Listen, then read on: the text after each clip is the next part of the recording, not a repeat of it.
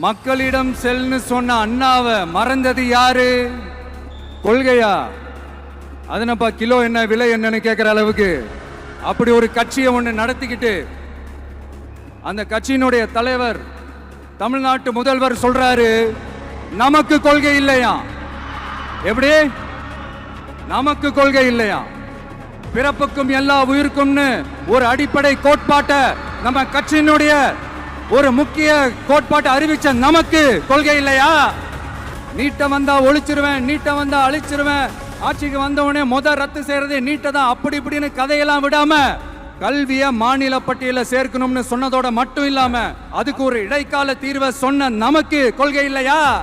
இப்படி கொள்கையை வெறும் பேச்சில மட்டுமே பேசிக்கிட்டு எல்லா கொள்கையும் அண்டர் கிரவுண்ட்ல அடக்கி வச்சுக்கிட்டு என்னமோ இவங்களுக்கு மட்டும்தான் எல்லா கொள்கையும் குத்தகைக்கு எடுத்த மாதிரி. இவங்க கொள்கையே கொள்ளை தானே.